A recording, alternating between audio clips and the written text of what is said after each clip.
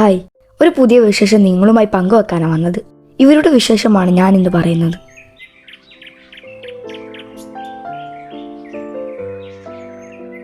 ഇവരുടെ പേരാണ് ലളിത കാക്ക. ഇംഗ്ലീഷിൽ ഇതിനെ ബ്രോൺസ്റ്റഡ് ട്രോഗോൺ എന്ന് പറയും.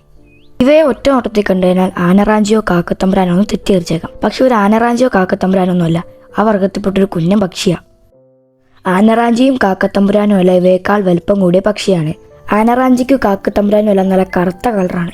എന്നാൽ ഇവർക്ക് അത്ര കറുത്ത കളറല്ല, ഒരു നീലയും കൂടെ കൂടിയതാണ്. ഇവരുടെ ഇടപെടുത്തം കാണാൻ നല്ല രസമാണ്. ഈ കിളി ഇങ്ങനെ മരത്തിൻ്റെ ചില്ലയിരിക്കുമ്പം പുൽച്ചാടിയും തുമ്പിയും പൂമ്പാറ്റയ്ക്കിനെ പറന്നു പോകുമ്പോൾ ഇതിങ്ങനെ കൊത്തിയെടുത്തോണ്ട് മരത്തിന് മേളിൽ പോയിരുന്ന് കഴിക്കും. നല്ല രസമാണ് അത് കാണാൻ. അതുകൊണ്ട് തന്നെ ഇവർ കാട്ടുപ്രദേശങ്ങളിലും ചെറിയ കുറ്റക്കാടുകളിലും കാടിനടുത്തുള്ള ഗ്രാമത്തിലുമാണ് ഇവർ വസിക്കുന്നത്.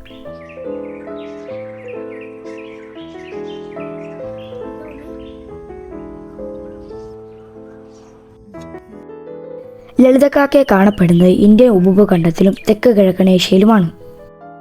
ഇന്ത്യൻ ഉപഭൂഖണ്ഡം എന്ന് പറയുമ്പോൾ നേപ്പാൾ, പാകിസ്ഥാൻ, ഭൂട്ടാൻ, ബംഗ്ലാദേശ് എന്നീ കുറേ രാജ്യങ്ങളും, തെക്ക് കിഴക്കൻ ഏഷ്യ എന്ന് പറയുമ്പോൾ തായ്ലൻഡ്, വിയറ്റ്നാം, സിംഗപ്പൂർ എന്നീ കുറേ രാജ്യങ്ങളുമാണ്. നല്ല മനോഹരമായി കൂടുണ്ടാക്കുന്ന കിളികളാണ് ഇവർ.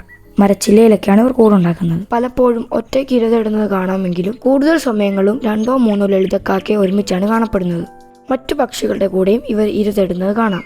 വളരെ ധൈര്യശാലികളായ ഈ പക്ഷികൾ ഇവരെക്കാൾ വലിയ പക്ഷികളെ ആക്രമിച്ച് തുരുത്തുന്നത് കാണാം. കുഞ്ഞൻ പക്ഷികളുമായി ഇവർ വഴക്കിടാറില്ല. മനോഹരമായി ഇവർ ശബ്ദമുണ്ടാക്കും.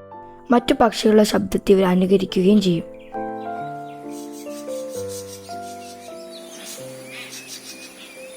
ഈ വിഷ്വൽസ് എല്ലാം ഞങ്ങൾ മൊബൈൽ ലെൻസ് ഘടിപ്പിച്ചിട്ടാണ് എടുത്തത്.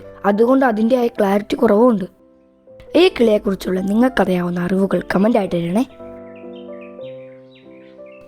ഇനി ഞങ്ങൾ ഇതുപോലുള്ള രസകരമായ വിശേഷവുമായി വരുന്നതായിരിക്കും. ഇനി അടുത്ത വിശേഷവുമായിട്ട് വരാം. വീഡിയോ ഇഷ്ടപ്പെട്ടാൽ ഷെയർ ചെയ്യണേ.